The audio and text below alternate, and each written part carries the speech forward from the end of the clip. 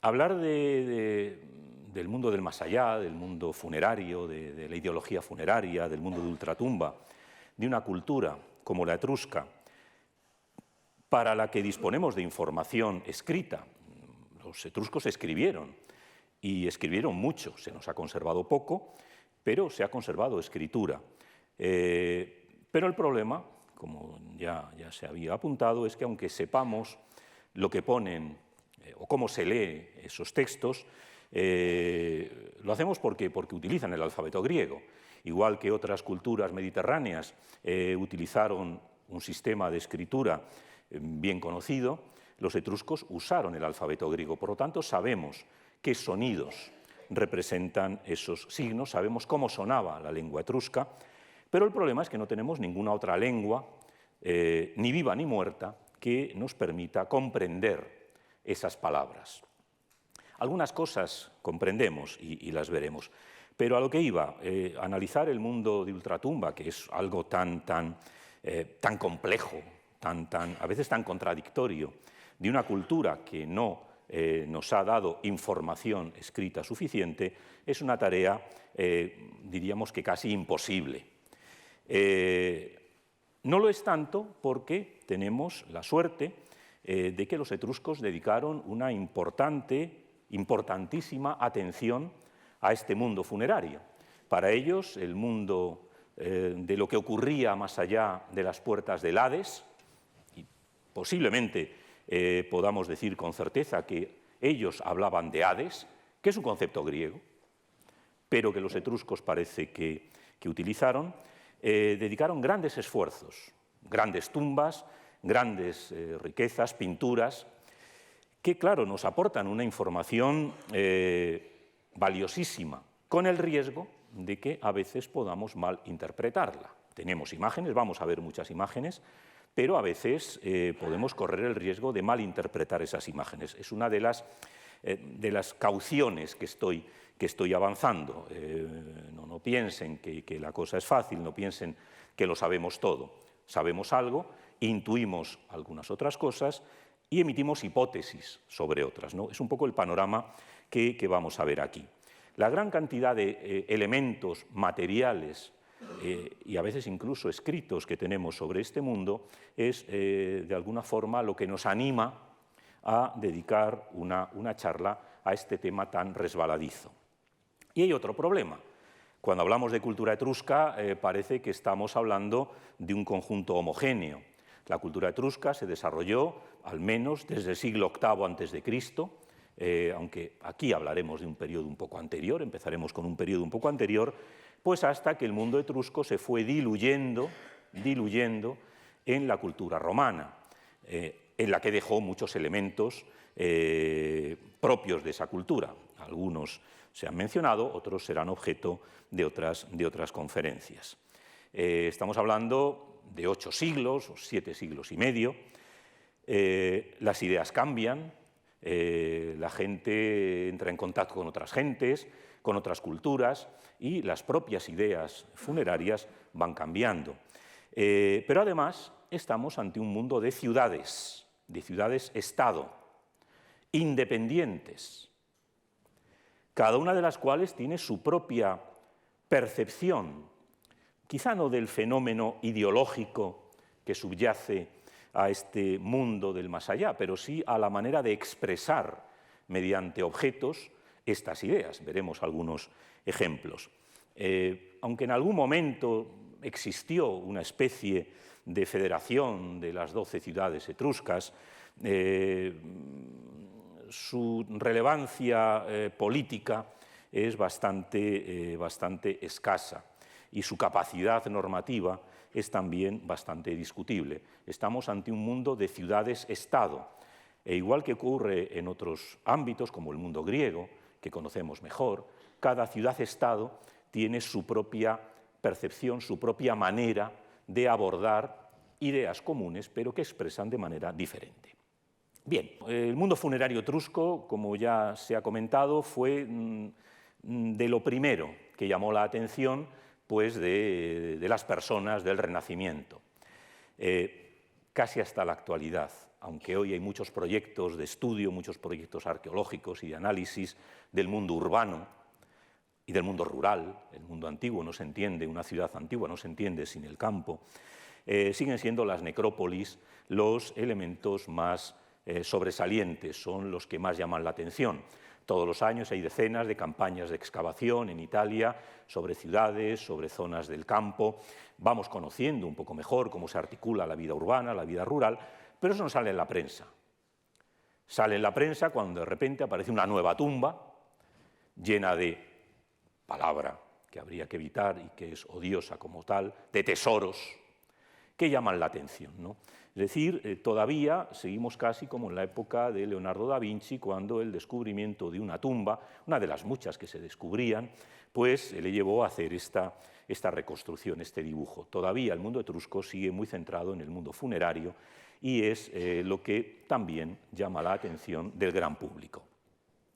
El siglo XVIII es el gran momento, el surgimiento de la Ilustración, el surgimiento del coleccionismo, es el gran momento en el que buena parte de las tumbas etruscas, llenas de tesoros, repletas de tesoros, como se ve en este grabado, empiezan a llamar la atención de los coleccionistas, de los amantes de la antigüedad. Hasta tal punto, háganse una idea, hasta tal punto eran tan numerosas las cerámicas griegas que aparecían en las tumbas etruscas, que durante mucho tiempo se pensó que era cerámica etrusca. Hoy sabemos que es cerámica griega y, como decía la semana anterior el profesor Miguel Ángel Elvira, las colecciones de los grandes museos europeos, incluso de alguno español, están repletas de cerámicas griegas que se hallaron en un 99% en tumbas etruscas. Son tan abundantes, tan numerosas, que, como digo, en un primer momento se pensó que eran cerámicas etruscas. Hoy sabemos que son griegas. Es un elemento importante. Descubrimiento de tumbas repletas de urnas, repletas de objetos. Claro, algo fascinante. Cuando uno excava una ciudad, lo que se encuentra son cerámicas rotas, fragmentos, porque son ciudades que han vivido. Los arqueólogos muchas veces excavan los basureros, los restos que quedan después de haber sido usados y que son depositados cuando han sido rotos. En cambio, en las tumbas encontramos objetos enteros, porque fueron depositados para acompañar eternamente a sus propietarios. Esto tiene que ver, naturalmente, con la fascinación por el mundo etrusco. No es lo mismo encontrarse un cachito de cerámica griega que encontrarse un vaso de medio metro de altura entero. Como ven en estas imágenes, los primeros exploradores, no podemos llamarlos arqueólogos, los primeros anticuarios del siglo XVIII, del siglo XIX, desenterraban tumbas para sacar los objetos. No había un intento de estudiar la sociedad o la cultura. Y esto tiene que ver con el hecho de que cientos y cientos de tumbas fueron destruidas sin criterios científicos, tumbas irrepetibles. No han vuelto a aparecer tumbas de la calidad de las tumbas que fueron destruidas en el siglo XVIII y en parte del XIX, y esto también nos impide conocer detalles que habríamos conocido de haber podido excavar de forma científica muchas de esas tumbas que aportaron grandes datos, tanto de pinturas como de cerámicas, ¿no? Es otro de los problemas. Pero bien, una vez hablado de los problemas, vamos a empezar con un breve panorama histórico. El antecesor de la cultura etrusca es lo que conocemos en términos arqueológicos e históricos como la cultura villanoviana, que surge a partir del siglo XI, siglo X, a.C., siglo IX, prácticamente el territorio que configurará la Etruria histórica, entre el Arno y el Tíber, con prolongaciones en la Campania y prolongaciones en la zona del Valle del Po. Lo que conocemos de la cultura villanoviana son básicamente necrópolis. Aquí sí que conocemos muy poco de sus hábitats, pero las necrópolis son muy ricas. Las necrópolis nos muestran, hay variaciones, hay evolución, evidentemente, con el paso del tiempo, pero vemos cómo los difuntos son enterrados en urnas depositadas en hoyos excavados en el suelo. Miles y miles de tumbas villanovianas fueron saqueadas, hoy día son estudiadas científicamente. Estas tumbas, probablemente la urna representa la vivienda del difunto. Son vasos de forma bitroncocónica, cubiertos casi siempre. ¿Por qué intuimos que representan la casa? Porque en algunas zonas de Etruria, sobre todo en la parte más meridional de la misma, en la zona de la Etruria meridional, en la zona del Lacio, donde surgirá Roma, que no es que sea etrusca, pero va a tener una relación muy intensa con el mundo etrusco, a veces en lugar de la urna, de esta urna normal, de esta urna bitroncocónica, típica del villanoviano, encontramos urnas que tienen forma de cabaña. Muchísimas, conocemos muchísimas, son interesantísimas, aparte de estéticamente bonitas, ¿no? Siempre que en un museo vemos una vitrina con una de estas urnas, son llamativas, están muy bien cuidadas, representan claramente la imagen de la cabaña. Esta gente todavía, siglo IX, siglo VIII, no vivían en casas, vivían en cabañas, y se enterraban, colocaban las cenizas dentro de estas urnas.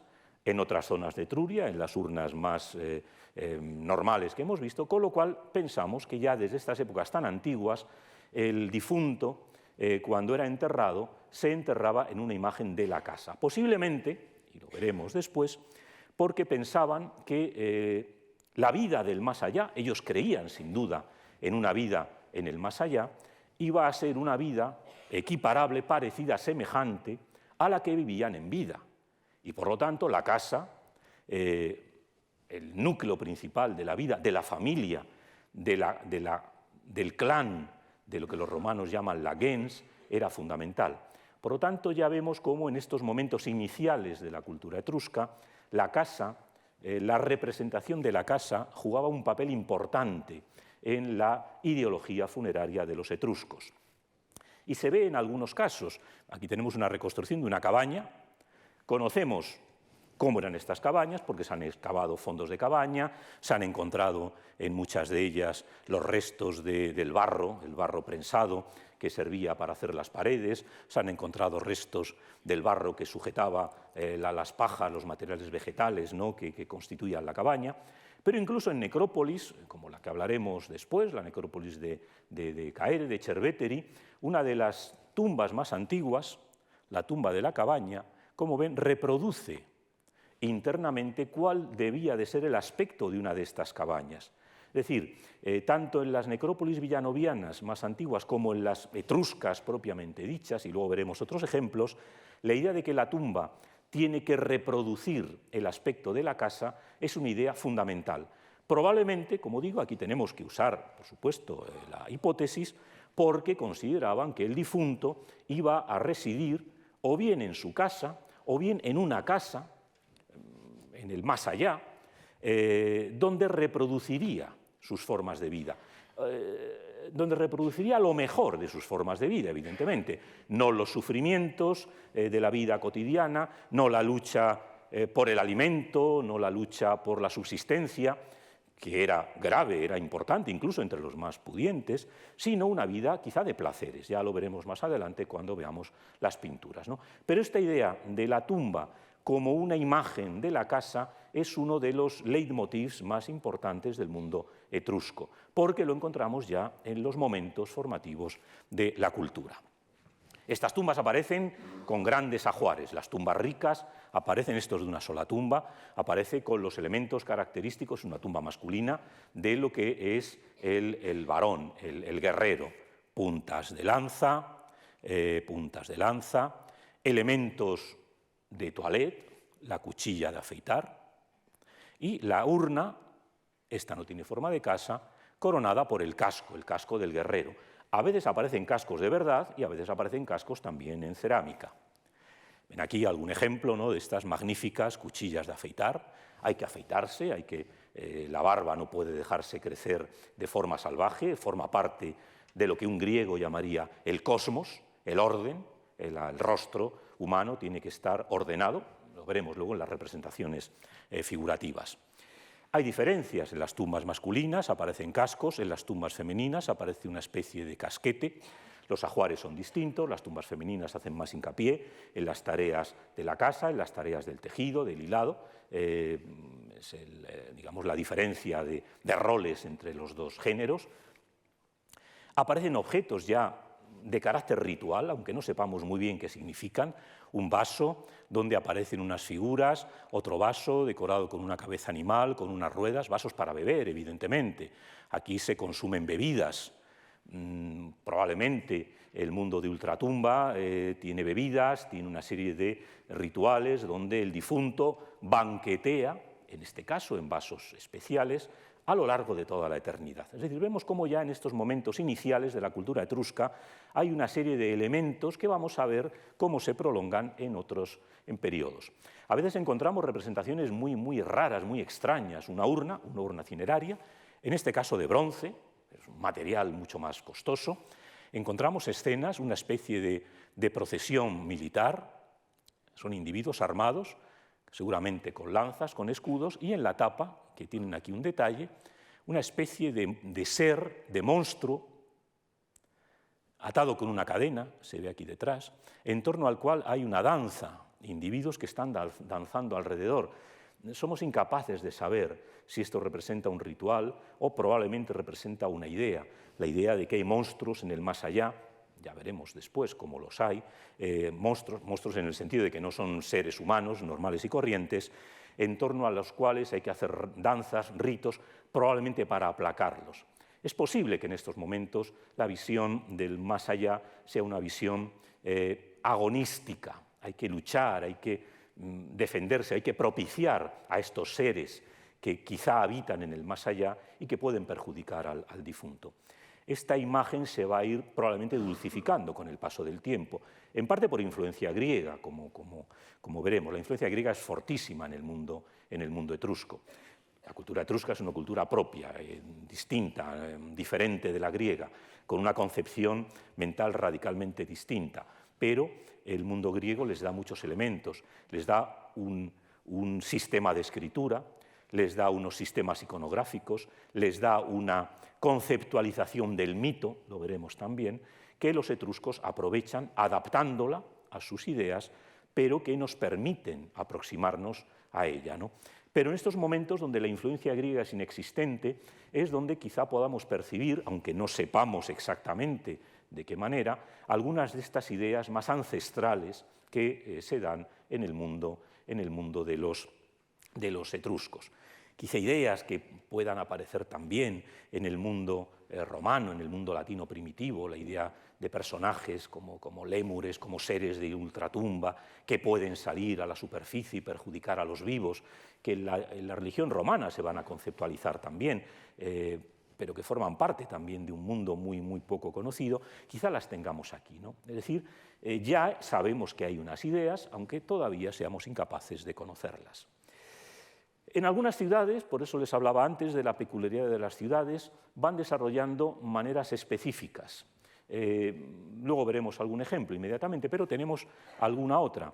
Esto es una urna cineraria, que es la heredera de esas viejas urnas cinerarias del villanoviano, mantiene una forma parecida, donde vemos al difunto claramente en la propia tapa, acompañado de una serie de figuras plañideras, lloronas profesionales, que sabemos que existían en los funerales griegos, sabemos que existían en los funerales etruscos, que se encargan de llorar, probablemente para propiciar la entrada del alma, del espíritu, en el mundo de ultratumba. Y rodeada la urna de grifos. Estos son grifos. Estos seres mitológicos que derivan del mundo oriental, del mundo fenicio, que los griegos adoptan, seres con cabeza de rapaz, con cuerpo de carnívoro, ¿no? Que están protegiendo, si se fijan, están protegiendo en cada esquina, si se puede hablar de esquina, porque es una pieza redonda, en cada una de las esquinas de la urna, en cuyo centro está el difunto y que están representadas las plañideras, los grifos protegen al difunto. Los grifos son seres que aterrorizan, no al que está dentro, naturalmente, al que está fuera. Es decir, estamos ya viendo cómo en la ciudad de Chiusi, en Clusium, ahora veremos otros ejemplos, la ideología funeraria va asumiendo rasgos peculiares, que vamos a ver claramente a partir del siglo VII a.C. Cuando en otras zonas de Etruria están empezando a hacer cámaras funerarias, como las que vamos a ver después, en Clusium, desarrollan un modelo muy peculiar del mundo etrusco, casi único en todo el mundo etrusco. ¿Qué es este modelo? Es la vieja urna de época villanoviana, siguen manteniendo esta urna, evidentemente, van cambiando las formas, pero a la que le añaden una cabeza. Y naturalmente unos brazos, esta no tiene brazos, las hay de cerámica, las hay de bronce, con cabeza humana. Claro, aquí ya tenemos una mezcla entre el concepto antiguo de la tumba como casa con la individualización del difunto. Ahora ya no nos basta con colocar un casco como en las viejas tumbas villanovianas, ahora queremos poner el aspecto del difunto. Y sobre un trono, esta es más importante, esta es de bronce, esta es de cerámica, un trono, sabemos que los tronos son así, el trono, la silla donde se sienta el cabeza de familia, el pater familias, el dueño, el jefe del clan, ¿no? Entonces, en Clusium siguen manteniendo esta vieja idea de la urna como contenedor funerario, pero le van añadiendo otros elementos. Claro, en Clusium se va a mantener durante mucho tiempo la cremación, la incineración. Por lo tanto, este tipo de recipiente funerario, digamos, tiene sentido. En otras zonas de Etruria irán pasando a la inhumación y, por lo tanto, la urna ya no tiene sentido, ¿no? Pero esto es de la misma época que las primeras pinturas que vamos a ver en otras tumbas y de las primeras cámaras funerarias. Pero en algunas ciudades, por eso les quería insistir en que estamos ante un mundo de ciudades, cada una de ellas con su manera concreta de abordar el problema, el fenómeno, en algunas ciudades van a desarrollar a lo largo de toda su historia una forma muy específica de enterrar a sus difuntos y probablemente vinculado con ideas de ultratumba que pueden ser algo distintas, sin que lo sepamos. Es verdad que por influencia de la cultura figurativa que introducen los griegos, en Clusium, a veces van a aparecer figuras de este tipo. Es una urna cineraria, claramente, esto se abre por la mitad y ahí se colocan las cenizas, pero no se conforman con dejar la cabeza como las que veíamos antes, sino que le dan una forma antropomorfa. Aquí podemos ver una de las cosas que les decía antes, ¿no? El cosmos, el orden, la cara, las barbas aparecen bien cuidadas, la idea de que el difunto, el individuo, tiene que estar bien cuidado. En algunas aparecen figuras mucho más interesantes, ¿no? Probablemente es una de las interpretaciones que se dan, naturalmente no tenemos textos, es que aquí el difunto, que sería este, aparentemente es una madre con su niño, por supuesto, es otro cinerario, rodeada de esfinges, estos otros seres, ¿no? tan emblemáticos que también están protegiendo, y se piensa que puede ser la madre tierra, la divinidad de la tierra que acoge al difunto. Aquí no sería la madre con el niño, sería la madre tierra que está acogiendo al difunto, está protegiéndole, esta tierra donde se produce el entierro, pero que a la vez es el mundo subterráneo, el mundo del más allá, el mundo que hay que franquear a través de una puerta que acoge al difunto. Es decir, vamos viendo expresiones en algunas ocasiones muy peculiares, el caso de Chiusi es muy significativo de esta ideología. O la idea, esto también es de Chiusi, muchas tumbas aparecen coronadas por un cipo, sirve para marcar la tumba, pero seguramente también para hacer sacrificios, pero aparecen a veces representaciones de carros tirados por caballos alados. El alma hay que transportarla. Utilizo la palabra alma, quizá lo más correcto sería, porque ya lo veremos, en el mundo etrusco es una palabra que conocemos, que intuimos lo que significa, la palabra incial, la sombra. Concepto nuestro, claro, es el concepto de alma. El alma es una especie de soplo, ¿no? Los etruscos probablemente este concepto de alma, de la parte que se separa del cuerpo después de la muerte, probablemente lo llaman con la palabra incial, que significa algo así como la sombra. El alma, vamos a usar el término, o la sombra, tiene que ser transportada a su lugar de descanso. ¿Eso cómo se hace? Pues probablemente en algunas percepciones a través de caballos alados, caballos, evidentemente son seres que no existen, estos seres no existen, ya son seres híbridos, que transportan esta sombra al espacio definitivo. En otras ocasiones probablemente hay un transporte por vía marítima, también lo veremos, ¿no? Es decir, hay que transportar el alma del difunto, la sombra del difunto, la imagen del difunto a otro ámbito. Y eso aparece en muchas representaciones también, ¿no? Aquí lo vemos, ¿no? En este cipo de Chiusi hay muchísimos que presentan esta idea.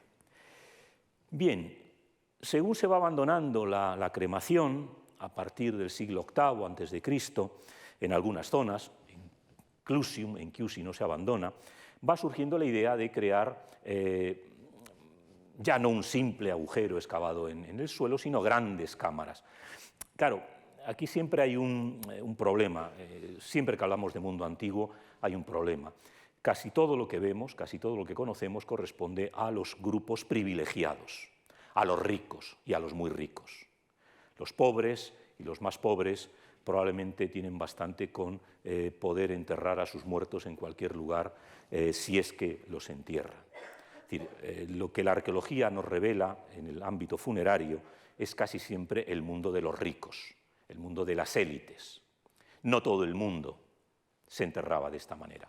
Pero, como digo, a partir del siglo VIII y del siglo VII empiezan a aparecer grandes cámaras funerarias, excavadas en la roca, pero ya recubiertas por grandes sillares y llenas, repletas de cientos y cientos de objetos, a cada cual más valioso. Esta es una de las tumbas que se excavó en Caere, en Cerveteri, la tumba Regolini Galassi. Pueden ver sus restos, bueno, la tumba se puede ver, no, pero no se puede ver, está cerrada habitualmente, yo la pude ver, tuve la suerte de que con un grupo nos la pudieran enseñar, no se ve nada dentro, porque los objetos fue excavada sin método científico, pero evidentemente se registró lo que había. Los restos están custodiados en el Museo Gregoriano Etrusco, en los museos vaticanos, y presentan los restos de un gran carro en el que el féretro es transportado desde la casa del difunto, en este caso de la difunta, al cementerio. El ritual es el ritual típico, el cadáver está expuesto en la casa durante unos cuantos días. Allí es donde las plañideras lloran, hacen su trabajo, son personas pagadas, donde todos los deudos, familiares, amigos van a rendirle homenaje. La segunda etapa es el traslado desde la casa hasta el cementerio, que seguramente cuando se trata de tumbas de poderosos es algo que ve todo el mundo, una procesión a la que todo el mundo asiste. Es el momento en el que todos estos objetos que luego encontramos en las tumbas se pueden ver. La difunta es trasladada en su carro y la difunta aparece encima del carro adornada con todos estos objetos, con una gran fíbula, con un gran cuenco de plata dorada, con toda una vajilla de cerámicas también de plata. Todo eso lo ve todo el mundo. Es una manera de demostrar que esta persona era relevante, era importante, era enormemente rica. La tercera fase, evidentemente, es el entierro, la deposición en la tumba, donde todo esto, que había formado parte de lo que acompañó al difunto en vida, le va a acompañar en el más allá. Por eso hay que depositarlo, ¿no? El funeral antiguo es un acontecimiento público, igual que ocurre hoy día con las personalidades relevantes, ¿no? Cuando fallecen. Acabamos de ver hace poco, ¿no?, los funerales de la reina de Inglaterra. Ha habido una fase de prócesis. Quienes han querido, la palabra griega que utilizamos, quienes hayan querido ir a verla, han tenido una serie de días para ir a verla. Ha habido un traslado, que hemos podido ver todos por la televisión, y ha habido un entierro. Evidentemente, el cristianismo acaba con todo el lujo funerario.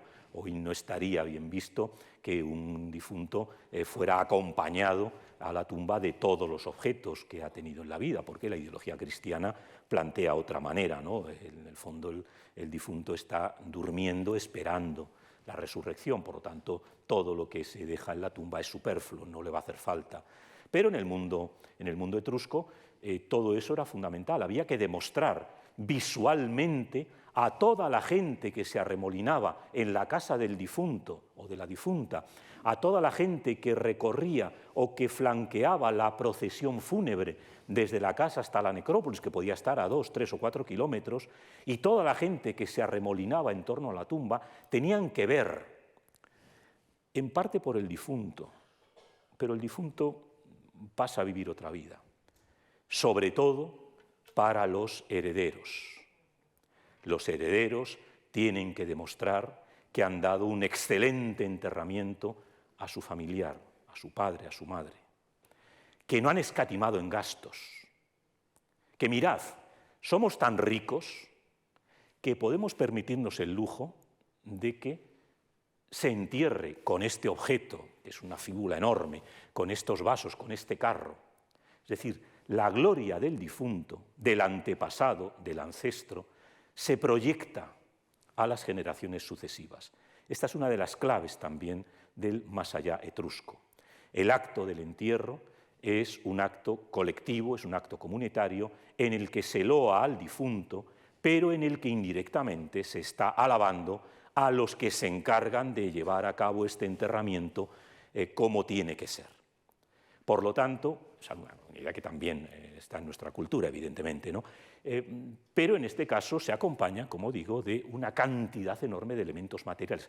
Todo el mundo tiene que verlo. Los ricos no tienen miedo de hacer ostentación de su riqueza. Al contrario, tienen que hacer ostentación de su riqueza para que todo el mundo sepa que son ellos los que mandan, que son ellos los que mandan. Estamos en una sociedad profundamente desigual, una sociedad aristocrática. Eso va a cambiar con el tiempo, también en el mundo etrusco. Pero en estos momentos estamos en el apogeo de la riqueza. Estas élites que gobiernan las ciudades, estos linajes aristocráticos, tienen que demostrar que son los más ricos y que son capaces de amortizar en las tumbas cantidades ingentes de riqueza. Forma parte de la ideología. Otras tumbas que conocemos, vamos avanzando en el tiempo, ya vamos avanzando en el siglo VII, la propia construcción de la tumba. Esto requiere un trabajo extraordinario. Cuadrillas de varias decenas de obreros durante varias semanas, tallando piedras, tallando sillares, haciendo un agujero en el suelo, acumulando decenas de miles de kilos de tierra para hacer un túmulo. Mucha gente está trabajando. Seguramente porque tienen una deuda hacia el que ha sido su amo. Estamos hablando de una sociedad jerarquizada, en una sociedad donde todavía en el mundo etrusco no han surgido conceptos como los de ciudadano. Surgirán con el tiempo. Aquí estamos hablando de súbditos, de clientes, de personas dependientes, de gentes que trabajan las tierras del dueño y que solo pueden quedarse con una pequeña parte de lo que producen, porque el dueño es el que recibe las grandes cantidades de trigo, de lana, de leche, con las que puede comprarse productos importados de todo el Mediterráneo. Es una sociedad profundamente desigual y seguramente todos estos deudos que han sido los súbditos del personaje importante son movilizados para llevar a cabo estas grandes tumbas que caracterizan la fase más antigua del mundo etrusco. Y lo vemos, como digo, en algunas de estas tumbas. Esto es una reconstrucción, una reproducción, una exposición bellísima que hubo en el Museo de Tarento hace un par de años, año y pico. Aquí vemos a los dos difuntos, un hombre y una mujer, con todos sus objetos valiosos, la misma idea, ¿no? Pero en una tumba de una calidad extraordinaria, con una cantidad de horas de trabajo espectacular. Este modelo va a ser cada vez más frecuente. Según vamos avanzando en el siglo VII y vamos entrando en el siglo VI, cada vez encontramos con más frecuencia este modelo, con estas cúpulas, falsa cúpula. Esta es una tumba a Zolos, es un nombre que se da a estas tumbas, por ejemplo, de época micénica, ¿no? Por aproximación de hiladas, con un gran pilar. Y sobre todo vamos viendo cómo en algunas ciudades, sin duda las más importantes del mundo etrusco, como Caere, Cerveteri o Tarquinia, empieza a aparecer un modelo muy peculiar de tumba, que es el túmulo funerario. Un túmulo que consta de un gran anillo de piedra que sujeta una gran acumulación de tierra, varias toneladas de tierra. Y aquí ven un esquema de varios de estos túmulos Generalmente estos túmulos surgen en un primer lugar con una tumba de cámara, excavada en la roca y en parte cubierta por el túmulo, donde está enterrada una familia. Son tumbas familiares, este elemento que también les he mencionado, la importancia de la familia, ¿no? Que eso va a ser fundamental también a lo largo de la historia etrusca. Pero en muchas ocasiones estos túmulos son reaprovechados por otros miembros descendientes, claro, no contemporáneos de esa familia, que van a querer enterrarse en el mismo recinto, en el mismo túmulo en el que están enterrados los antepasados. Es decir, las tumbas más antiguas en todos estos túmulos que ven aquí son estas que están sombreadas, que curiosamente están siempre orientadas hacia el noroeste. El noroeste, para los etruscos, es el lugar donde residen las divinidades infernales. En su imagen del cielo, me imagino que en la próxima conferencia el profesor Martínez, la próxima es la profesora Carmen Sánchez, en la subsiguiente, la del martes que viene, me imagino que el profesor Martínez Pigna les hablará de todo este mundo, de la adivinación etrusca, ¿no? Y de la imagen que los etruscos tienen del cielo. El cielo, el espacio, la tierra está dividida en una serie de cuarteles, en una serie de ámbitos, en cada uno de los cuales dominan unos dioses determinados, ¿no? Es una imagen absolutamente organizada. Bien, las divinidades del ultramundo residen en la zona noroccidental y, curiosamente, las tumbas más antiguas de cada túmulo son las que están orientadas hacia el noroeste. Pero seguramente los hijos, los nietos, los bisnietos, los tataranietos de los que se habían enterrado en un primer momento reutilizan el túmulo. Y así pueden ver ustedes que hay túmulos con 5 tumbas, otros con 4, con 3. Es decir, es esta idea de la familia. Los romanos llaman a esto la gens.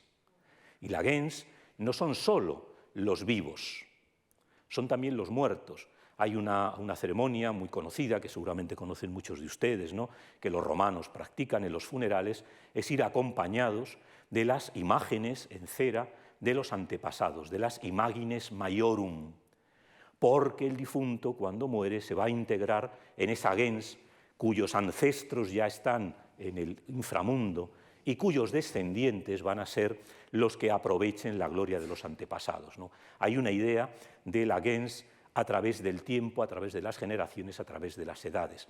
Y eso se manifiesta muy bien en esta idea, ¿no? El túmulo inicial que surge para enterrar a una familia termina albergando a varias generaciones de la misma familia.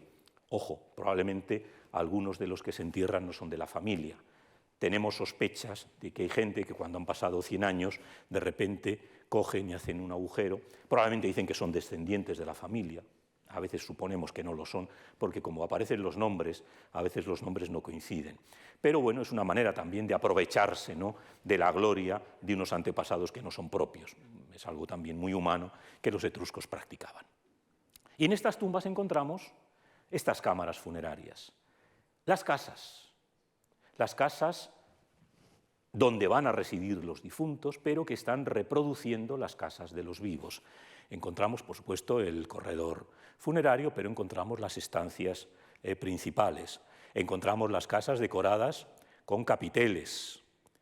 Esto todo está excavado en la toba, en la roca volcánica. Es una roca que se excava muy bien, porque cuando está húmeda es fácil de excavar, pero una vez que se seca es durísima, ¿no? Son tumbas, se pueden visitar. La necrópolis de Cerveteri es una de las visitas más recomendables para cualquiera que quiera acercarse al mundo etrusco. Hay muchísimos sitios, pero quizá es una de las más impresionantes. Hoy pueden tocar las paredes y es piedra dura, pero cuando se excavaron, como tenía humedad, era bastante fácil de excavar, ¿no?, lo cual permitió el desarrollo de estas cámaras. Como ven, es la roca, son hipogeos, pero reproducen el aspecto de la casa. La casa con la estancia principal, el tablinum, donde el pater familias realiza sus actividades públicas o público-privadas. O esta otra con las sillas, con los escudos. Esta tumba se llama la tumba de las sillas y los escudos. Como ven, el que le puso nombre tampoco se quebró mucho la cabeza. Ven aquí una reproducción de cómo sería esta tumba. Pintada, claro, siempre pintada. Y con objetos. Cuando vemos estas tumbas las vemos vacías. Los objetos están dispersos por los museos de medio mundo.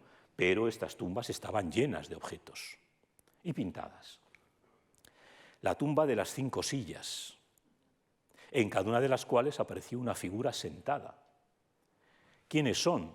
Probablemente los antepasados. El individuo que se entierra en esta tumba quiere tener una imagen de sus antepasados, al menos en 5 generaciones. Una manera de vincular el pasado con el presente. Sabemos, vuelvo al ejemplo que les decía antes de Roma, que debe mucho al mundo etrusco, de las imagines maiorum, estas imágenes, estos rostros que los patricios romanos sacaban en las procesiones funerarias, estaban guardados en una alacena, en un armario, en el impluvium de la casa. Estaban allí físicamente, se sacaban cuando había que celebrar una procesión.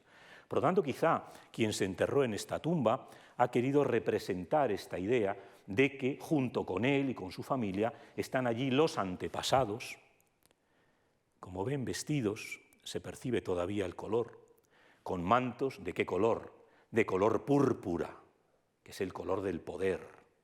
La púrpura es el símbolo del poder entre los etruscos, entre los romanos y, naturalmente, en la Iglesia, que adoptó la púrpura del mundo imperial romano, ¿no? Otra de las deudas que debemos a los etruscos, ¿no? La púrpura como símbolo del poder. Estos antepasados están vestidos con mantos rojos, han sido seguramente magistrados, han sido personajes importantes en la comunidad y la familia, el difunto que se entierra en esta tumba, ven aquí además la cabaña o el tejado de la casa por dentro, ha querido acompañarse de sus antepasados. Y en Chiusi, fíjense qué curioso, en Chiusi, como ya les he dicho, no utilizan estas representaciones figurativas, siguen enterrándose en urnas. Pero fíjense que en esta necrópolis aparece una urna sentada en una silla y con una mesa delante. Aquí no usan la figura humana, pero la urna en una silla, en una mesa delante, está retomando la misma idea. Aunque los clusinos no utilicen la forma humana para representar al difunto, como mucho la cabeza, sigue manteniendo la misma idea. El difunto está acompañando al banquete al heredero, al sucesor, al siguiente, está banqueteando con él. Es decir, aunque plasmen de manera distinta esta ideología, la ideología es la misma. Ven aquí un dibujo de alguna de estas tumbas cuando se encontraron repletas de objetos, otra imagen, otra reconstrucción más moderna, una de las tumbas más curiosas del mundo etrusco, aludió también allá el profesor Elvira el día anterior, la tumba de la caza y de la pesca, ¿no? Así es como estaría antes de que entraran y la privaran de sus objetos. Y podemos ver, esta es una foto real del año 80, una tumba de Tarquinia en pleno proceso de excavación, es decir, una excavación reglada, una excavación científica. ¿Cómo encontramos eso? Encontramos el lecho funerario y encontramos los objetos, ven aquí, toda la cantidad de objetos que afortunadamente, al ser una tumba excavada por arqueólogos, se han podido recuperar. Es decir, estas imágenes que vemos en pintores, en grabadores del siglo XVIII y XIX, vemos que eran reales, eran tumbas repletas de objetos, llenas de objetos, de todo aquello que necesitaba el difunto generalmente para su vida del más allá, vinculado casi siempre al ámbito del banquete, En algunas tumbas, que también estaban llenas de objetos, casi no hay que imaginarse nada. Una de las tumbas más espectaculares de la necrópolis de la Banditacha de Cerveteri, la tumba de los relieves. Es una tumba ya tardía, es una tumba del siglo IV, III a.C., donde no se han conformado con pintarla, sino que han puesto en relieve, y por supuesto pintado, todos los objetos que uno podía encontrar en una casa etrusca. Los etruscos, los romanos, los griegos apenas tenían armarios. No tenían armarios, tenían baúles, y muchas cosas las colgaban con escarpias de las paredes. Las armas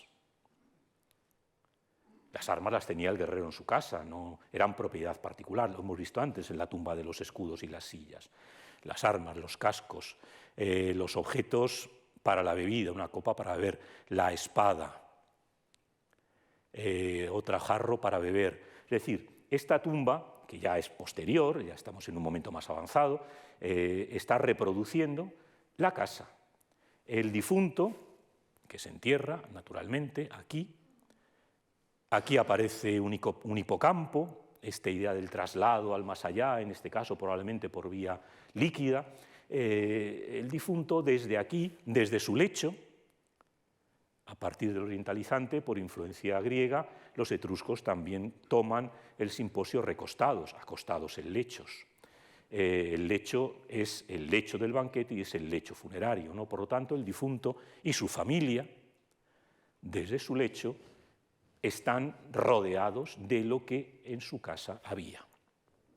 Bien, en estas necrópolis, hablamos de necrópolis porque se concentran las tumbas. Son necrópolis, como digo, una de las mejor conocidas es la de la Banditacha en Cerveteri.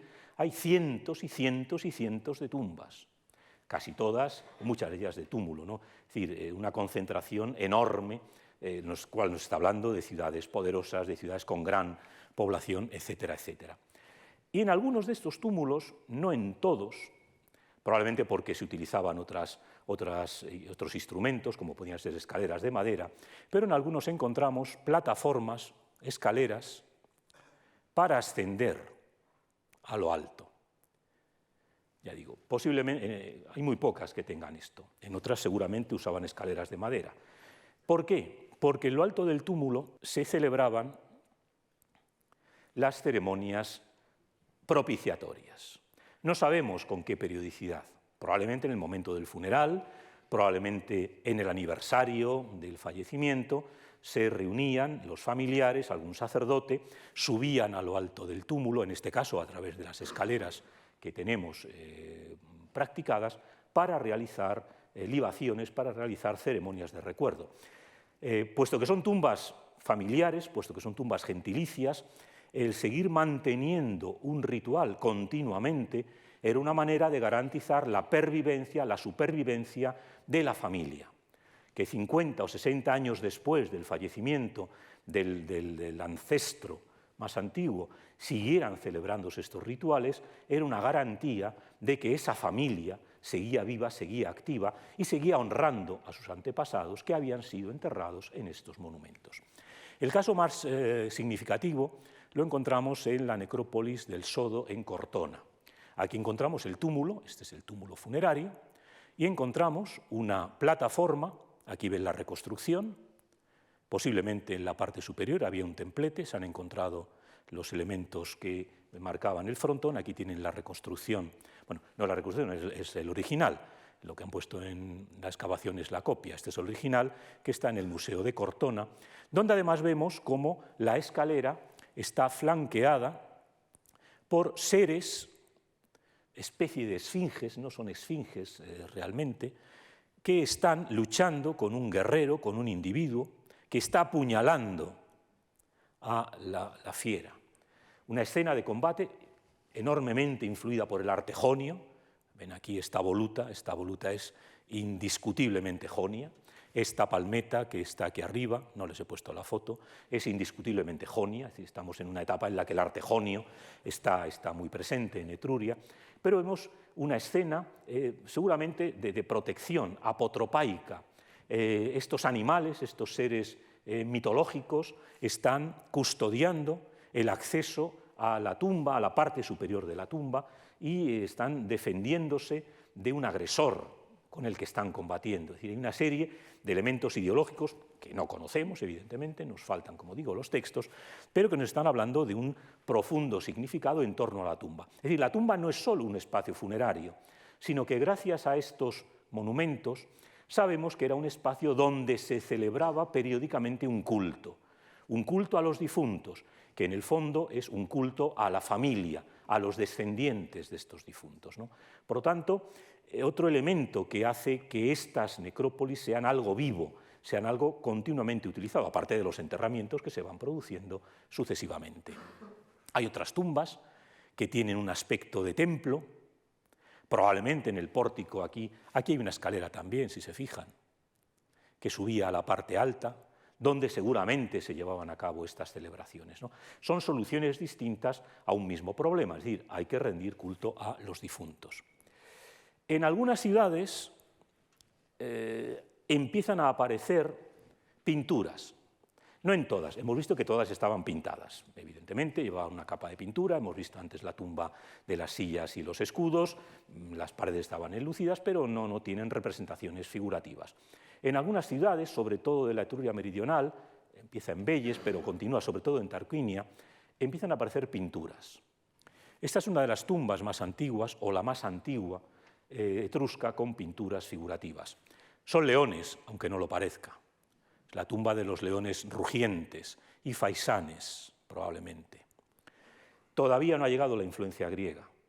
Digamos, esto es autóctono. Esto, es decir, la costumbre de las pinturas, que tendrá un gran auge con la llegada griega, ya era algo que existía en Etruria antes de la llegada con fuerza de los griegos. Son seres, el león, pues el león es la fuerza, la protección, que sirven para proteger al difunto. El pájaro, el ave, pues quizá represente el traslado del difunto, el tránsito, ¿no? Que puede ser terrestre, acuático, aéreo. Bueno, no lo sabemos muy bien, pero vemos cómo aparecen estas representaciones. Evidentemente, la influencia griega y la llegada masiva de artesanos griegos a partir del siglo VI y V hace que, sobre todo en Tarquinia, las tumbas pintadas florezcan. ¿Y qué temas se representan en estas tumbas pintadas? El banquete. Fundamentalmente el banquete. El banquete en el que el difunto probablemente y su esposa, compartiendo el mismo lecho, presiden la ceremonia funeraria que los deudos están desarrollando allí.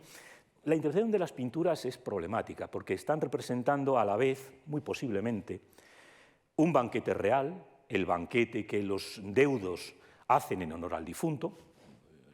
Funeral se celebra mediante un banquete en torno a la tumba, en el cual los propios difuntos están participando, pero por otro lado representaría el banquete al que aspira a desarrollar el difunto durante toda su vida ultraterrena. Es decir, seguramente tienen este doble sentido. El banquete funerario en el que el difunto, hoy diríamos de cuerpo presente, está allí, pero también la idea del banquete que el difunto espera tener en el más allá. Eso lo digo porque luego veremos otras imágenes que lo corroborarían. Por supuesto, se representan escenas de banquete, con flautistas, con las guirnaldas colgadas, con una serie de animales que tienen también sentido simbólico, felinos que aparecen con mucha frecuencia, un gallo, el gallo siempre es el representante de cuando nace el día, es decir, del tránsito de la oscuridad a la luz, del tránsito del mundo funerario al mundo del más allá, que probablemente es luminoso, aunque esté bajo tierra. Es decir, hay una serie de elementos simbólicos muy interesantes. Festejando, no hay señales de duelo, no hay señales de luto. Todos están contentos, todos están festejando. Los difuntos los primeros. Otras tumbas, la tumba de los leopardos, aquí con otros seres, la misma idea, ¿no? El difunto celebrando un banquete en el que todos participan, el propio difunto también. Eso se ve muy bien, se cree ver muy bien en esta tumba, la tumba de las leonas. ¿Por qué? Porque aquí tenemos los preparativos del banquete, la gran crátera, un vaso griego, la crátera es un vaso griego, en las tumbas etruscas aparecen cantidades enormes de cráteras, la crátera, el vaso griego donde se mezcla el agua con el vino, y este hueco probablemente es donde se guarda la urna del difunto. Es decir, aquí el difunto, corpóreamente, en cenizas, está participando en el banquete que se desarrolla a su alrededor. Por eso suponemos que cuando aparece la escena central con un individuo haciendo un banquete con su esposa, es el difunto, porque aquí no tenemos al banqueteador, aquí tenemos la urna rodeada de la escena del banquete, de la preparación del banquete, temas marinos. El papel de la navegación es importante en el mundo etrusco y más en ciudades como Tarquinia o como Cerveteri, como veremos en la última de las conferencias. Es decir, aquí el difunto en persona, sus huesos, sus cenizas, están formando parte del banquete, ¿no? Es este mundo. Un banquete en el que la gente se adorna, vemos aquí la preparación, la mujer tejiendo la corona de flores, nuevamente otra escena, el esclavo preparando la crátera, aquí ven la lira preparada para la música, es decir, estamos en los preparativos del banquete. Y en torno a este mundo simposiasta, los juegos. El origen último de los juegos de gladiadores, que todos ustedes conocen perfectamente, hay que buscarlo en estas competiciones, en estas luchas que tenían lugar en torno a las tumbas de los grandes personajes etruscos. En el funeral, además de cantar, danzar, bailar y comer, había competiciones de atletas y a veces de guerreros. Era una manera también de expresar la fuerza de la vida. Guerreros que a lo mejor vierten sangre, guerreros que están dando golpes en el suelo mientras combaten, ¿no? Hay toda una serie de elementos, por una parte reales. Los que van a la ceremonia tienen que ser entretenidos, además de alimentados y además de beber, pero además está pensando en el difunto. Hay que propiciar la entrada del difunto al Hades mediante una serie de ceremonias, la música, la danza, el baile, la lucha, la competición. Es decir, todo este mundo, hay una doble lectura, diríamos, la lectura real, lo que vemos, y la lectura metafísica, lo que el etrusco veía, lo que el etrusco quería ver cuando se enfrentaba a estas tumbas. Estas representaciones, los caballos, el banquete, el individuo con la copa, los saltimbanquis, estas celebraciones, música, danza, y esta figura. ¿Quién es? Probablemente el difunto. El difunto aquí no está banqueteando, está observando desde su tumba la ceremonia. Es un personaje importante. ¿Por qué? Porque va sentado en esta silla. A esta silla los romanos la llaman la sella curulis, la silla curul, que es donde se sientan los cónsules, los pretores, los magistrados, donde se sentaban los reyes, donde se sentará el emperador. Solía ser de marfil, es decir, importada, el marfil viene del elefante. Es otro de los símbolos de poder que los etruscos dejaron a los romanos. Entonces aquí vemos al difunto sentado en su tumba, viendo con un cetro, claro, a estos saltimbanquis que están rindiéndole honores. Es decir, hay que leerlo, es la iconografía, hay que leer no solo lo que vemos, sino qué sentido podía tener. Y aunque tengamos muchas lagunas, podemos darle este sentido. Y vemos aquí algo que luego veremos con más detalle, las puertas del Hades. Estas son las puertas del Hades. Claro, si ustedes tocan en la tumba, no van a poder tocarlas porque hay un cristal que les impide entrar y tocarla, afortunadamente, porque si no estarían todas estropeadas. Si tocáramos veríamos que no hay puerta, es una pared maciza. Es lo mismo, vemos una puerta, interpretamos que son las puertas del Hades, y con dos individuos en esta pose luctuosa, llevarse la mano a la cabeza, es un símbolo de luto, un símbolo de pesar, indicando esta puerta, que está en la propia tumba, y que comunica esas dos esferas, lo que vemos, lo que podemos ver cuando vemos una tumba etrusca, y lo que el etrusco veía.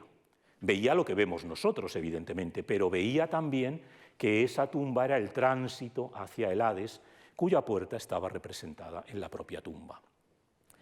Obras espectaculares, estos sarcófagos, la idea de la familia, no solo de los descendientes, sino de la familia nuclear, el esposo y la esposa, en estas dos magníficas, probablemente de las más impresionantes obras etruscas que conocemos, coincido en ello con el profesor Elvira, que son los dos sarcófagos de los esposos de la necrópolis de Cerveteri, el que está en el Museo de Villa Giulia y el que está en el Museo del Louvre, que conserva un poco más la policromía, ¿no?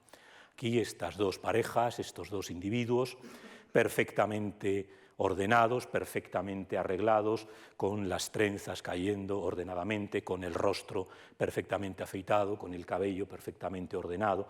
Esto que veíamos, ¿no?, desde las cuchillas de afeitar de la época villanoviana, están los dos tumbados en su lecho,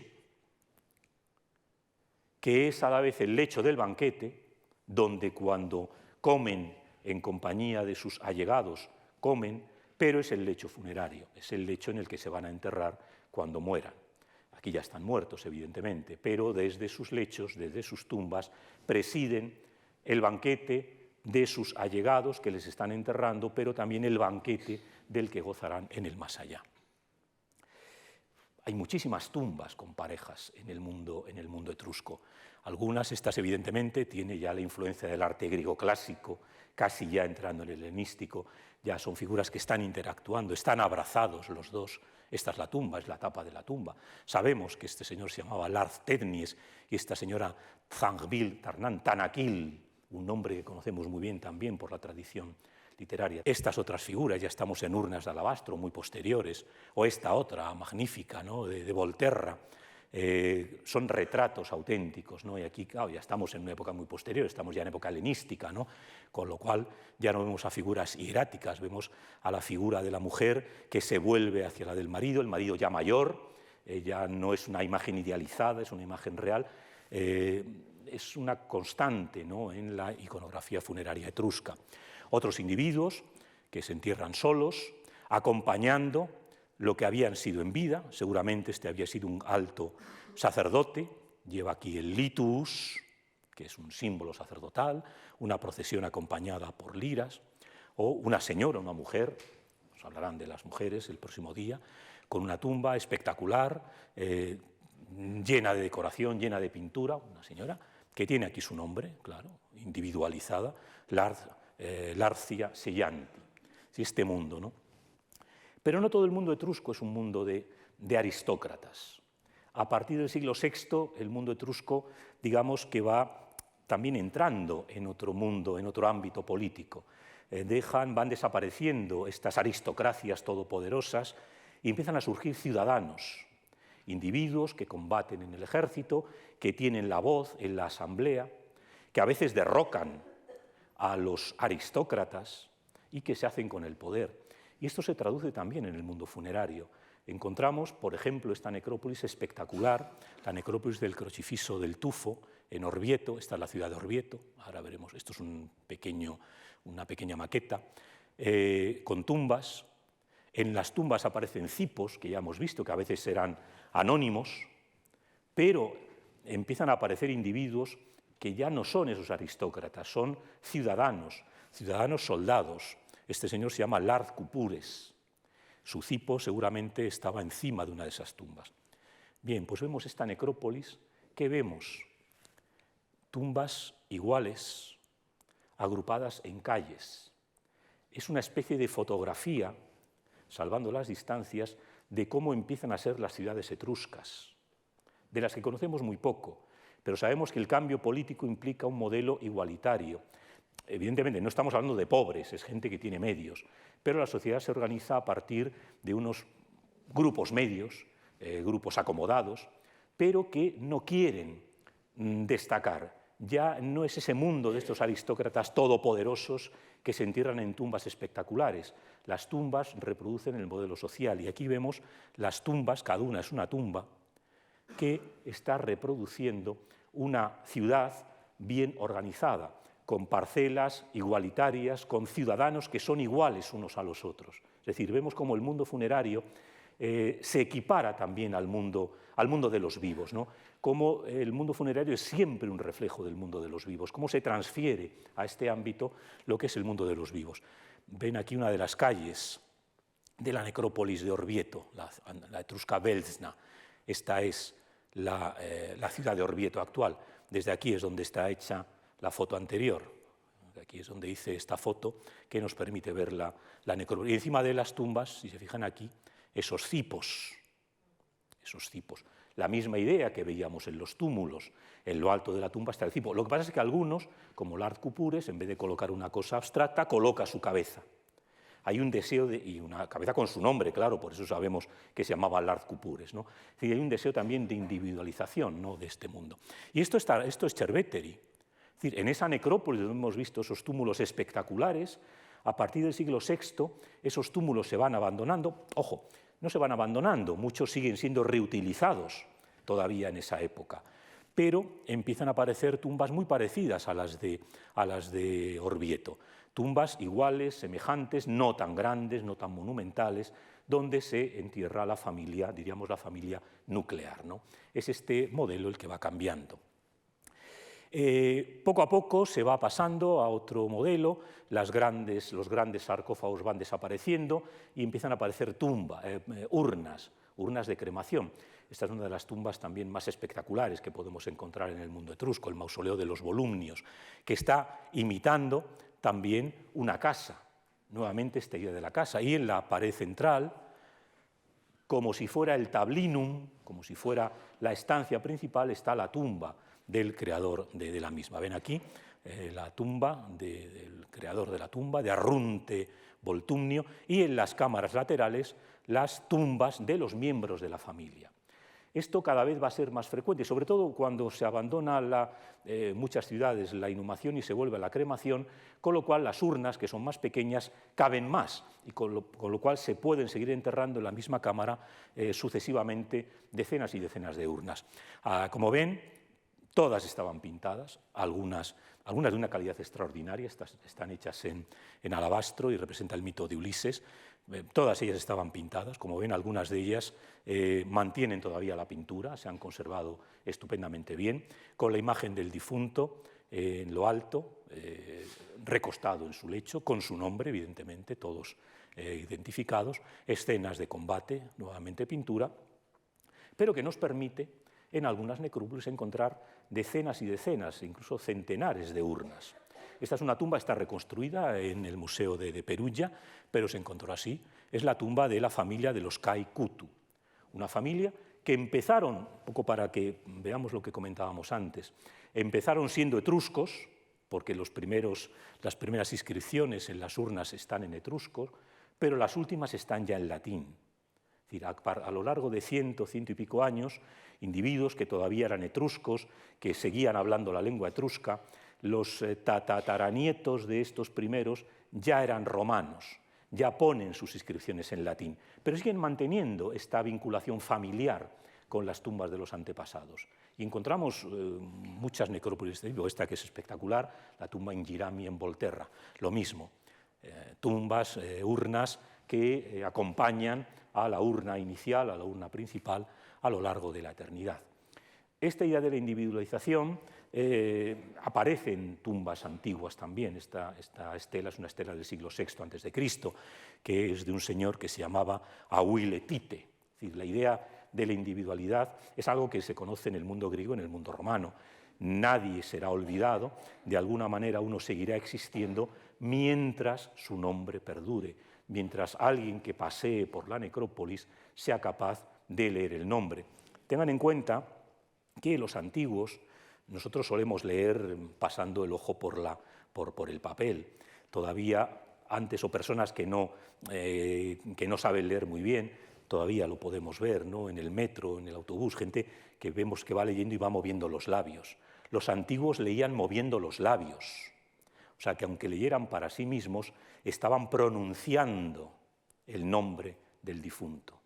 Si alguien veía esta tumba, no se limitaría a ver las letras y a pensar que pone Auletite, leería Auiletite. Mientras alguien sea capaz de leer ese nombre, la sombra del difunto seguirá entre nosotros. Esta es una idea que conocemos perfectamente para el mundo griego y para el mundo romano, y evidentemente para el mundo etrusco. Por eso esa idea de individualización. Figuras protectoras, esto está fuera de las tumbas, ¿no?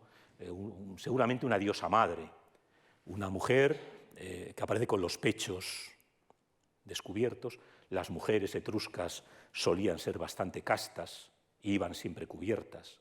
El hecho de que esta señora aparezca con el pecho descubierto sugiere que es una divinidad protectora, quizá parecida a aquella madre que veíamos antes sosteniendo a un niño, que no era un niño, que era el difunto, ¿no? Todo esto acompaña a las tumbas en el exterior para indicar su sacralidad. En estos cipos también estas esfinges protectoras y escenas de banquete. En Chiusi no son frecuentes las pinturas funerarias, con lo cual aparece este tipo de formas. Las esfinges típicas del repertorio oriental, del repertorio griego. Un centauro, es decir, las tumbas en el exterior aparecen con una cantidad enorme de todos estos seres híbridos tomados de la iconografía fenicia y griega que tienen este carácter protector. Leones, evidentemente. Y vamos, en los últimos minutos, a ver si podemos introducirnos en este mundo, en lo que ocurría cuando el individuo cruzaba las puertas del Hades, que es lo más difícil de todo, evidentemente. Pero gracias a algunas representaciones figuradas podemos hacernos una idea. En esta tumba, la tumba del Orco II, en Tarquinia, que es una de las tumbas más importantes de las que conocemos, además seguramente vinculada a una familia de gran relevancia de la familia del mundo de Tarquinia, quizá la familia de los Espurinna, que sobrevivirá a esta época romana, encontramos a dos personajes que aparecen con su nombre, Aita y Fersipni. No son otros que Hades y Perséfone. Hades y Perséfone son los dioses que en el mundo griego rigen el mundo de ultratumba. El propio nombre de Hades deriva del nombre de su titular. Es un Hades peculiar, claro, porque lleva una cabeza de lobo. El lobo, un ser... En el mundo griego Hades no lleva cabeza de lobo. Es un sincretismo, ¿no?, entre la imagen griega, la figura que preside el mundo de ultratumba y tradiciones ancestrales etruscas. Recuerden el cinerario que les ponía al principio de Vicencio, de bronce, donde aparecía una especie de monstruo en torno al cual había una serie de guerreros. Quizá seres o monstruosos o seres naturales podían representar inicialmente estas fuerzas de ultratumba, antes de que la llegada de los griegos modificara, introdujera nuevos elementos. Quizá algo de eso se refleje aquí. Un Hades, una Perséfone con serpientes en la cabeza, la Perséfone griega no lleva serpientes en la cabeza, ¿no? Pero aquí tenemos a Hades, no hay ninguna duda, con cabeza, con piel de lobo, ¿no?, mezclando estas tradiciones ancestrales etruscas que apenas conocemos con lo que los griegos van aportando, además de la iconografía, evidentemente.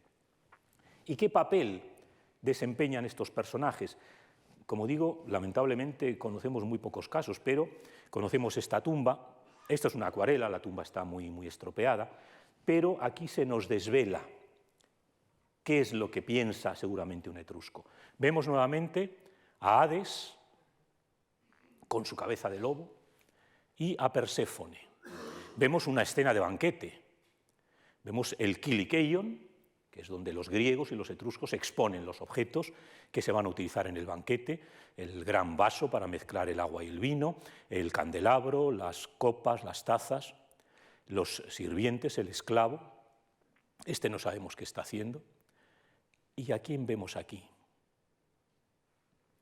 Al difunto.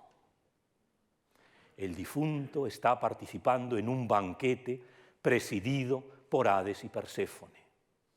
Eso es lo que al menos este etrusco piensa, que ese banquete que se representa en las pinturas, ese banquete al que él asiste acompañado de sus deudos, va a reproducirlo en el más allá, pero en ese caso ya acompañado de Hades y Perséfone. Cuando traspasa las puertas del Hades, le espera un banquete, quizá eterno. Claro, el banquete es la expresión de mayor, ¿no?, del ámbito aristocrático, es el momento de celebración, donde uno se reúne con sus iguales. ¿Para qué? No tanto para comer, sino para beber. ¿Para beber qué? Vino. ¿El vino qué hace? El vino, ya sabemos lo que hace, ¿no? Para los antiguos, para los griegos, el vino provoca el entusiasmos. ¿Qué significa entusiasmos? Entusiasmo. Que Dios entra en nuestro cuerpo y nos produce un estado de excitación. Hoy sabemos que es el alcohol, evidentemente. Los griegos pensaban que Dioniso te poseía, que el vino te transporta a un estado distinto. En el más allá se piensa que va a estar continuamente banqueteando en compañía de estos dioses que presiden el ultramundo. Con lo cual, aunque tenemos pocas representaciones que nos muestren este paso, las que tenemos son lo suficientemente relevantes como para saber que probablemente esto es lo que pensaban los etruscos que les ocurriría, por lo menos los etruscos a partir del siglo VI, cuando la influencia griega empieza. Aparecen a veces seres peculiares que no sabemos si forman parte de las ceremonias de la vida, es decir, del banquete funerario o de las del más allá. Es un personaje curioso, con un casco cónico, con unas narices, unas orejas puntiagudas, con una nariz extraña, con un rostro rojizo. No es un individuo, pero lleva una máscara, lo dice su nombre, Fersu. Hay una palabra que seguro que todos conocen ustedes que deriva directamente de la palabra verso, la palabra persona, la persona. Somos personas. ¿Qué somos? Somos máscaras. Somos, como se dice, lo que los demás ven en nosotros, lo que nosotros vemos cuando nos vemos en el espejo, eso es nuestra persona, esa es nuestra máscara. Verso es un ser extraño, que hace cosas raras, está haciendo que un perro ataque a un individuo que lleva la cabeza cubierta, que está haciendo saltos. No sabemos, ya digo, si forma parte de la esfera real, si es un saltimbanqui, un actor que es contratado para celebrar el banquete funerario, o alguien que está ya en la ultratumba, alguien que a lo mejor asusta a los espíritus que pueden querer dañar al difunto. Claro, el tránsito seguramente es peligroso. No lo sabemos, pero aparece en algunas tumbas y es un personaje enigmático, vinculado a este mundo del más allá. Las puertas del Hades, que veíamos antes, aparecen en muchas tumbas. Y las puertas del Hades están custodiadas, no entran dentro del Hades probablemente, aunque quizá en algunos momentos sí, por dos personajes, por Haru o Harun, que es el Caronte griego. Lo que pasa es que el Caronte griego es el barquero, es el que transporta a las almas a través del río Aqueronte. Aquí Caronte es un personaje con rostro grotesco, con una barba poco ordenada, no tiene cosmos, y con un gran martillo. A veces se pensaba, y se puede encontrar, que el martillo sirve para golpear a los difuntos. No, parece que no. El martillo sirve para abrir las puertas del Hades. Bueno, esta es una cerradura moderna, evidentemente, no lo tengan en cuenta. Y al otro lado está Banz, que es una figura alada, con una antorcha. Veamos más elementos. Aquí aparecen también aquí aparecen dos Banz, posiblemente. Esta es Banz. Este quizá no sea Banz, tiene el color azul. El color azul seguramente está representando la putrefacción. Claro, vive en el ultramundo, en la ultratumba. En esta tumba aparecen más personajes. Aquí ven a otro personaje azul, las puertas del Hades. En esta aparecen varias puertas. Aquí nos da pistas, porque aquí estamos ante un mito griego. Es la tumba François, una tumba importantísima de Bulci, que ya ha salido también, que representa el sacrificio de los prisioneros troyanos por parte de Aquiles en el funeral de Patroclo.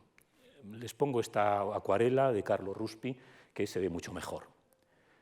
Este individuo está muriendo, como ven, le está clavando la espada. Y en un lado aparece Harun y en otro lado aparece Banz. Pero aquí aparece, ¿quién aparece aquí? El gincial Patrocles, la sombra de Patroclo. Es decir, es un mito griego, pero los griegos no lo representan así. El muerto es Patroclo, ya saben ustedes, el amigo de Aquiles, que es así, es muerto por Héctor porque se confunde, se cambia de armadura y se confunde. Entonces, en su funeral se lleva a cabo un sacrificio de prisioneros troyanos. El espíritu de Patroclo, la sombra, está allí presente. Claro, en el funeral no se hace ante un ente abstracto, se piensa que el difunto está allí presente. ¿Y quiénes están? Pues están Caronte, Harun, que es el que le acompaña, el que se lleva al espíritu del difunto a las puertas del Hades, y está Banz, que es la que le va a recibir a las puertas del Hades. Por lo tanto, vamos fijándonos. Harun es el espíritu que cuando se produce la muerte recoge la sombra, la de Patroclo no, porque Patroclo ya está muerto, ya lleva un tiempo muerto. El alma, la sombra del difunto, la acompaña hasta la puerta, donde Banz custodia esa puerta. Otra imagen de Harun. Ven aquí en esta imagen, una urna, ven a estos dos personajes, ven aquí a Harun, que está detrás, aquí el difunto va a caballo, y ven aquí a Banz, que coge la rienda del caballo. Digamos, Harun ha hecho su parte, ha transportado, ha escoltado al difunto, en este caso a caballo, y lo deja en manos de Banz, que es la que lo coloca ante las puertas del Hades. Vemos aquí una cosa parecida, otra escena de sacrificio de prisioneros troyanos. Aquí no es Aquiles, curiosamente, es Áyax. Vemos aquí a Harun, lo mismo, recogiendo, a punto de recoger el espíritu del difunto. Y en el lado opuesto vemos lo mismo a Harun, y aquí vemos la misma idea, Gincial de Andrómaca. Andrómaca es una amazona, aquí tenemos otra amazona famosa, Pentesilea. Pentesilea es la amazona, la que mató a Aquiles y que en el momento de matarla cruzaron la vista y se enamoraron los dos, ¿no? Uno de estos amores trágicos. Tanto Andrómaca, no hay que confundir a esta Andrómaca con la otra Andrómaca, la mujer de Héctor, tanto Andrómaca como Pentesilea están muertas. Pero aquí se nos dice claramente, esta es la sombra de Andrómaca, que seguramente acaba de morir. Pentesilea ya lleva tiempo muerta y por eso está Harun a su lado. Es decir, Harun es el espíritu que recoge la sombra del difunto, la parte que no vemos, pero que los etruscos creen que se separa del difunto cuando se produce la muerte, y la escolta hasta la entrada donde se encuentra Banz. Pero a veces aparece también otra figura, que es Culsu, que está justamente en la puerta.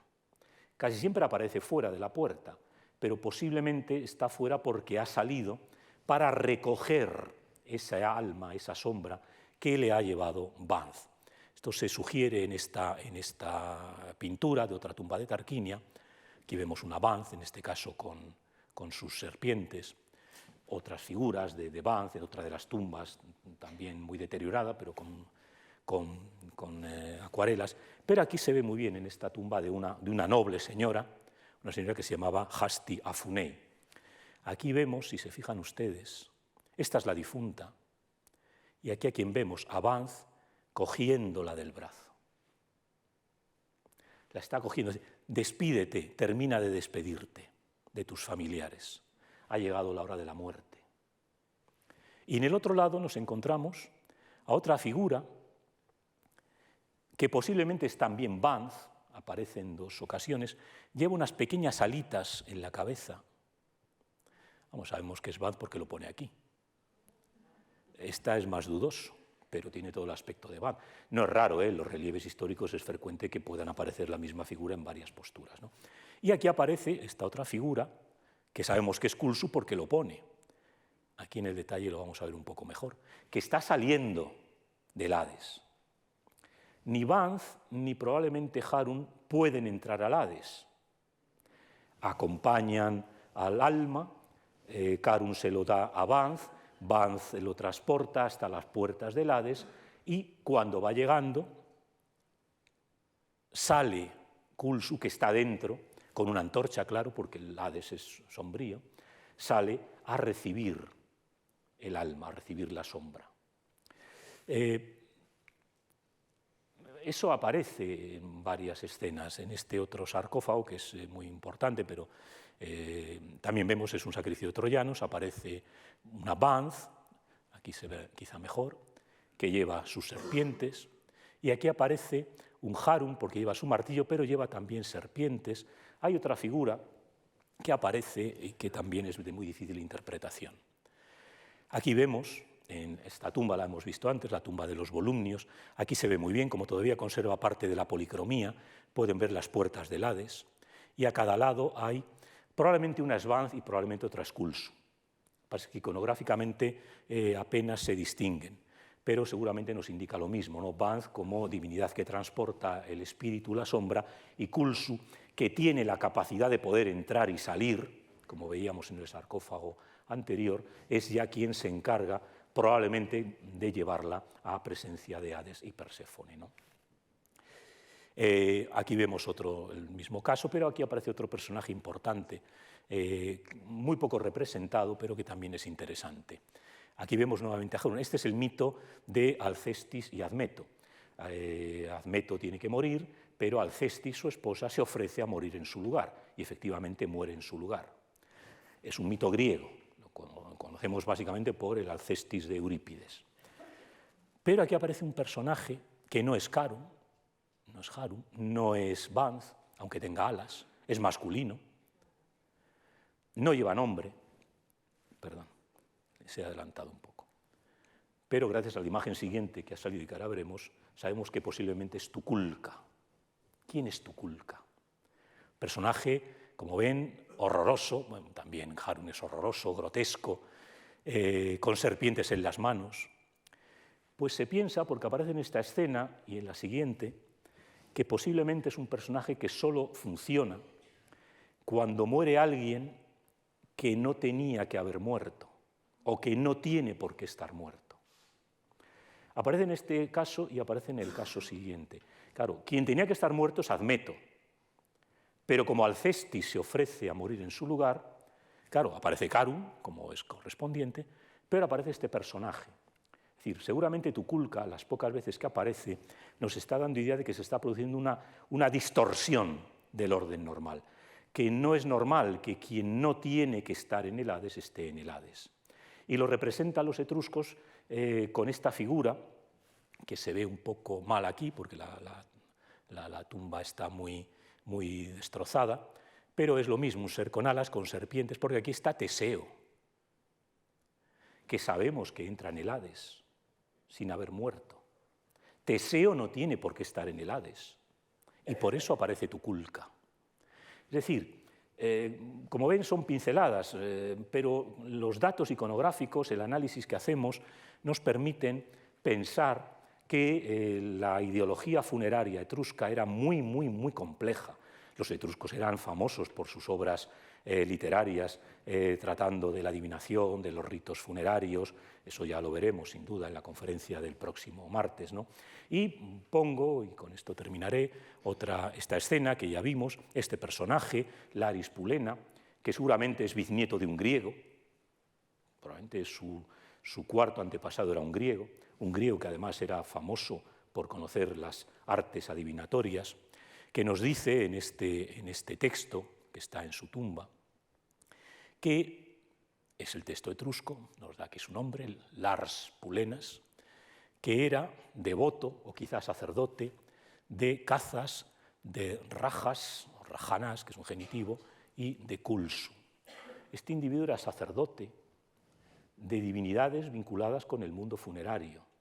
Por una parte, la pareja Caza y Baco Fufluns, Dioniso, sabemos que los etruscos también adoraban a Dioniso, bajo la forma de Dioniso y bajo la forma de Baco, que es una de las formas de Dioniso, ¿no? Baco es el dios del vino, ¿no? El dios del éxtasis, y que también estaba vinculado al culto de Kulsu, que es esta divinidad que veíamos a las puertas. Es decir, tendríamos aquí un caso, un etrusco, que se representa, aquí aparece, no se ve porque lo he puesto delante aquí también la escena de Harun y de Banz, evidentemente, pero un etrusco que ante la muerte nos cuenta todo su currículum, como decíamos, pero nos cuenta, y esto seguramente le da también seguridad, se nos presenta, seguridad en el más allá, como devoto, incluso quizá como sacerdote, de algunas de las divinidades que presiden este mundo subterráneo. Por una parte Kulsu, por otra parte Dioniso y Caza, que son divinidades que tienen también un contenido funerario, porque son divinidades que en el mundo griego tienen cultos mistéricos, es decir, prometen una vida en el más allá. Dioniso es evidente, Dioniso saben ustedes que es el que nace dos veces. Cuando su madre Semele es fulminada, Dioniso sobrevive porque Zeus arranca de las cenizas ardientes de su madre el feto, se lo coloca en el muslo y así Dioniso puede volver a nacer. Dioniso es el que ha nacido dos veces, por lo tanto, una esperanza de inmortalidad. Los etruscos también rinden culto a estas divinidades y a estos misterios. Esta imagen de este noble etrusco, este personaje etrusco, que se presenta ante la muerte tranquilo, confiado, convencido, porque tiene fe en que los dioses a los que él ha atendido durante la vida, le van a seguir protegiendo en el más allá. Nada más, muchísimas gracias por su atención.